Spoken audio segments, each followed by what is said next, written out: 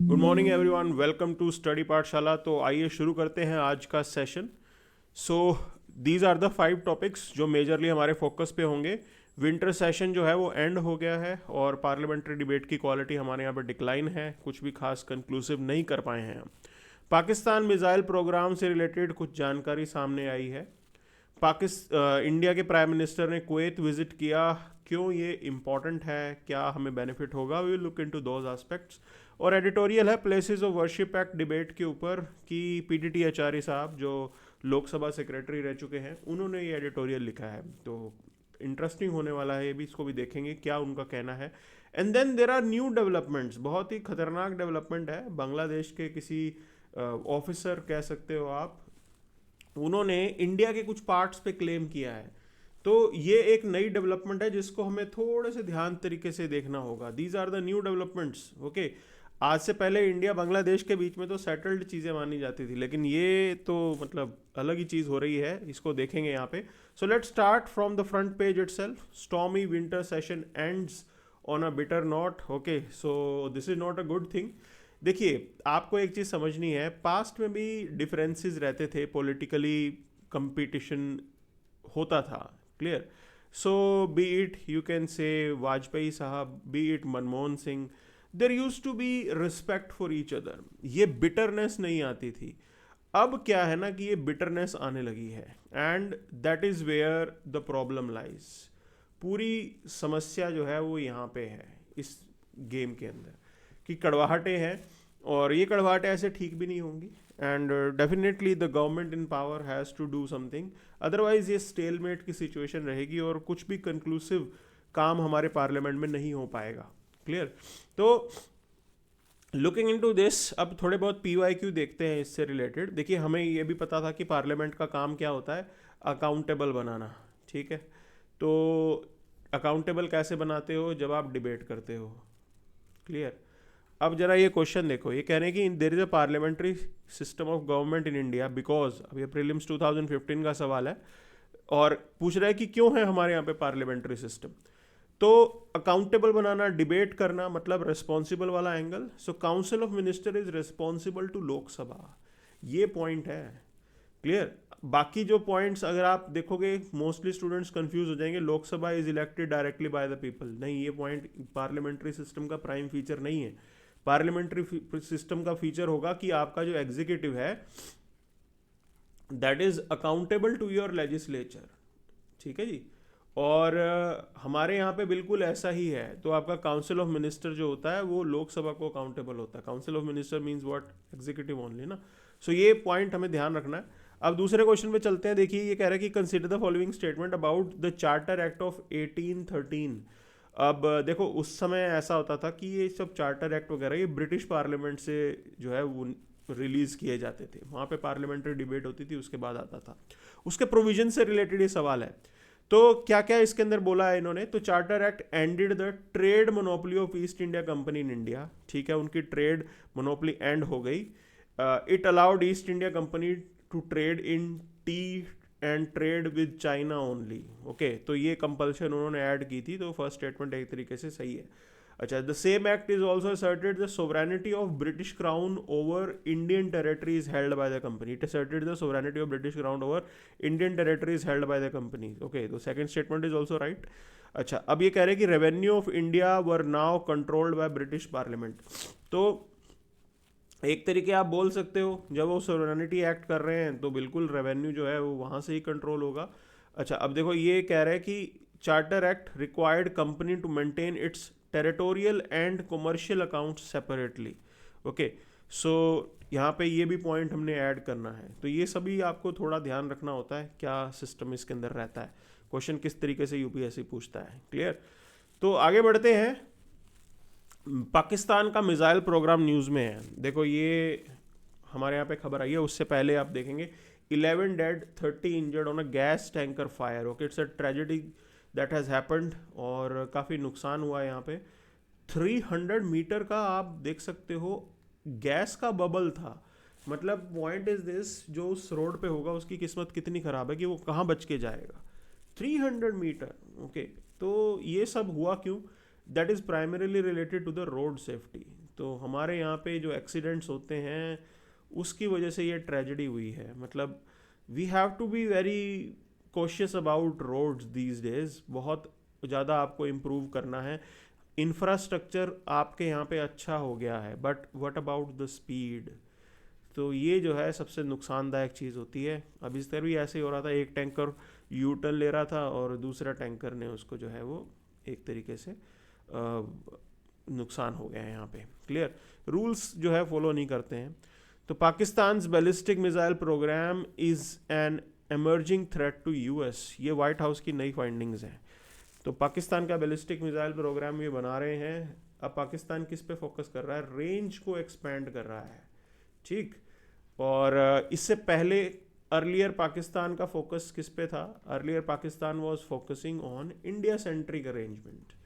उनकी पूरा का पूरा मिसाइल प्रोग्राम इंडिया सेंट्रिक था। इंडिया के हर एक शहर को वो अपने रेंज में लाना चाहते थे। Now they are expanding the range and this is what United States is, you can say, alarmed of. वो इस चीज़ से अलार्म्ड है। अब देखो मैं आपको दूसरी चीज़ बताता हूँ। Pakistan is also working on tactical nuclear weapon. Okay, तो ये तो सिर्फ न्यूक्लियर मिसाइल की बात नहीं है, वो टैक्टिकल न्यूक्लियर वेपन्स जो है वो डेवलप कर रहे हैं। Tactical nuclear weapon is a small grade nuclear weapon. ठीक, छोटे ग्रेड का न्यूक्लियर वेपन होगा जो ये डेवलप करेंगे। और स्मॉल ग्रेड न्यूक्लियर वेपन मतलब उसका जो इफेक्ट है वो थोड़े कम एरिया में रहता है। तो ये पाकिस्तान कर रहा है। अब स्मॉल ग्रेड न्यूक्लियर वेपन बना लोगे तो उसका होता क्या है नुकसान? Temptation to use will increase. ठीक, कि भी ठीक है थोड़े से इलाके में तो फोड़ना है, तो ये टेम्पटेशन पाकिस्तान की तरफ से इंक्रीज हो जाएगी। दूसरी तरफ अगर आप पैरेलली इंडिया का स्टैंड यहाँ पे देखना चाहो तो हमारे यहाँ पे है नो फर्स्ट यूज़ पॉलिसी, कि हम पहले यूज़ नहीं करेंगे। प्लस हमारे यहाँ पे दूसरा उसके अंदर एडिड पॉइंट ये होता है क्रेडिबल मिनिमम डेटरेंस, CMD। मतलब हम जब रिटेलिएट करेंगे तो मैसिव रिटेलिएशन होगा। ठीक, तो मैसिव रिटेलिएशन होगा आपका। That is something which is going to be there from our side. तो ये है इंडिया का। अब ऐसे में अगर टैक्टिकल न्यूक्लियर वेपन और बड़े स्ट्रेटेजिक न्यूक्लियर वेपन में हम तो डिफरेंशिएट नहीं करते, तो पाकिस्तान की तरफ से अगर यूज़ हुआ तो how we are going to respond, that is what the key point is. वो ज़रूरी है समझना यहाँ पे। तो ये बड़ी खतरनाक चीज़ है जो पाकिस्तान कर रहा है यहाँ पे। ठीक, तो आगे बढ़ते हैं। प्रधानमंत्री मोदी जी गए हैं कुवैत में, उसके बीच में यहाँ पे कुछ खास खबरें हैं नहीं। ठीक है। Assam bird sanctuary record 72% decline in bird species count. Okay, so why it is there? Major factor is because of the climate change. ये समझना पड़ेगा आपको। ठीक है ना। तो ट्रेडिशनली जहाँ पे बर्ड जाते थे सब बिगड़ेगा, देखना सबका नुकसान हो रहा है यहाँ पे because of this climate change. Okay, so PM visit to Kuwait aims to boost partnership. और देखो ये गल्फ कंट्रीज हमारे लिए ज़रूरी बहुत हैं। ठीक है, क्यों ज़रूरी है भाई? ट्रेड करते हो आप इनके साथ अच्छा खासा, so it's a big number that we trade with them. और अगर आप GCC कंट्रीज़ की बात करोगे तो 2022-23 के अंदर $184 बिलियन का ट्रेड किया आपने, तो अच्छा खासा पैसा आता है। और ऑयल गैस वो सब हम यहाँ से लेते हैं, तो कुवैत से भी लेते होंगे, बट ऑब्वियस है। अब ये देखो गल्फ कोऑपरेशन काउंसिल के पहली बात तो आपको पता होना चाहिए कंट्रीज कौन से हैं। तो Kuwait is there, Bahrain is there, Qatar is there, UAE is there, Oman is there, Saudi Arabia is there. Clear? And the best part is this, India maintains good equation with everyone. ठीक, सबके साथ हमारी जो है अच्छी बनी बनाई है, ये सबसे बड़ा प्लस पॉइंट है हमारा। So none of the Gulf countries see us as a threat कि भी हम इंडिया के कुछ और इंटरेस्ट है। हमारे कोई पॉलिटिकल इंटरेस्ट वहाँ पे नहीं है, हमारे बिजनेस इंटरेस्ट है। ठीक है, तो हमें चाहिए डेवलपमेंट के लिए इन्वेस्टमेंट। ठीक, आपको चाहिए इन्वेस्टमेंट और इनके पास है तेल का पैसा बहुत, तो दैट विन विन है दोनों के लिए। That is what the big idea is. तो these countries they can invest a lot in India, और ऑलरेडी चल रहा है। और ट्रेड भी देखो $184 बिलियन, ये फर्दर इंक्रीज भी होने वाला है। बहुत अच्छा हमारा पोटेंशियल है। तो देखिए क्वेश्चन ये है कि which one of the following is not a gulf cooperation council country. Okay, तो ये 2016 का सवाल है। तो Saudi Arabia is there, Kuwait is there, Oman is there, Iran is not there. Iran नहीं है, तो ये बट ऑब्वियस है, ये तो मतलब वैसे रूल आउट कर देते हैं क्योंकि ईरान शिया है। अच्छा, वैसे कतर जो है वहाँ पे भी है थोड़े शिया पॉपुलेशन, बट नेवरदलेस वो इनके साथ ज़्यादा आता नहीं है ईरान। सो ये कंट्रीज हैं, ये आपको मालूम होना चाहिए, जबकि ईरान जो है वो ये रहा ईरान, ठीक है, ज़्यादा दूर नहीं है। तो this is what has been the case, ये है Iraq. Okay, oil rich area, बहुत ही अच्छा यहाँ पे सिस्टम चलता है, system in the sense that political interest हमेशा मेंटेन रहते हैं। क्यों? क्योंकि लड़ाई झगड़ा बहुत है, तो डिबेट्स मेरे साथ चलती रहती हैं वेस्ट एशिया के अंदर, मिडल ईस्ट के अंदर, and this is what the point is. चलिए आगे चलते हैं। It is for historians to dig for telltale remains not the bigots. Okay, so देखो यहाँ पे क्रिटिसाइज कर रहे हैं कि भाई जुडिशरी का काम क्या है। जुडिशरी ने कुछ क्लैरिटी नहीं दी, जुडिशरी ने कंफ्यूज कर दिया। ठीक ना, जुडिशरी की प्रॉब्लम क्या होती है, they are not experts, but as they are not experts they come up with the judgement, और वहां पे कहीं ना कहीं कंफ्यूजन आ जाती है। ठीक है, और वैसा ही हुआ है यहाँ पे। द होल डिबेट, अभी इतने जो पिटीशन फाइल हो रहे हैं, that is related to the statement made by former chief justice of India. उन्होंने स्टेटमेंट क्या दी, remarks on surveys not violating act. Clear, उन्होंने कहा सर्वे करवाओ, कोई दिक्कत ही नहीं है इसमें, सर्वे थोड़ी ना, सर्वे करवाना अलग बात होती है और मंदिर बनवाना या फिर मस्जिद को नीचे गिराना वो अलग बात होती है। तो उन्होंने कहा सर्वे करवाने में थोड़ी ना कोई हम नेचर चेंज कर देंगे, सर्वे करवाओ, कोई दिक्कत नहीं है। This is what the point is. लेकिन बात सर्वे तक रुकती नहीं है ना, आगे थिंग्स विल नॉट स्टॉप, रुकेंगे नहीं, नॉट स्टॉप एट सर्वे। ठीक है ना, ये रुकेगी नहीं, ये और आगे एक्सटेंड हो जाएगी। और लॉयर्स आर स्मार्ट है ना, वो कहेंगे हमें पता तो होना चाहिए हमारे कल्चरल इतिहास के बारे में, और उसको प्रिजर्व करना हमारा फंडामेंटल राइट है। बिल्कुल, उसके अंदर वो कहेंगे कि सर्वे करना अलाउड होना चाहिए, बट सर्वे करके आप अचीव क्या करोगे? That is what the whole debate is. Clear? तो पूरा डिबेट अयोध्या मूवमेंट के बैकग्राउंड में चल रहा था, एंड पहली चीज़ इन्होंने डेट फिक्स की 15 अगस्त 1947। Now problem is this, how do they decide this, ये इस डेट के ऊपर आए कैसे? क्या कोई स्टडी करवाई, क्या कोई साइंटिफिक एंगल लिया, जस्ट कि भी आज़ादी इस दिन हुई थी तो भाई वो डेट आपने ले ली? ठीक है ना, ये चीज़ तो ठीक नहीं है। तो ये पहली चीज़ समस्या बन रही है डेट को लेके। So arbitrary date selection, and then judicial review allegedly curtailed, अभी के लिए कर्टेल्ड है, तो ये पॉइंट है यहाँ पे। ओके, अब इसके चक्कर में ये सब कुछ गड़बड़ हो रही है। वैसे जुडिशरी अब इसको ले रही है, supreme court is going to debate about the whole act, उसका फ्यूचर क्या होगा वो हमें पता लग जाएगा। तो कोर्ट ऑर्डर्ड सर्वेज जो है वर्शिप वाले प्लेसेस में हो रहे हैं, और उसकी वजह से वायलेंस और अनरेस्ट हुआ। ठीक है, अभी है relevance of surveys, religious character legally fixed. ठीक, फ्रेश सर्वे कंट्राडिक्टेड द एक्ट।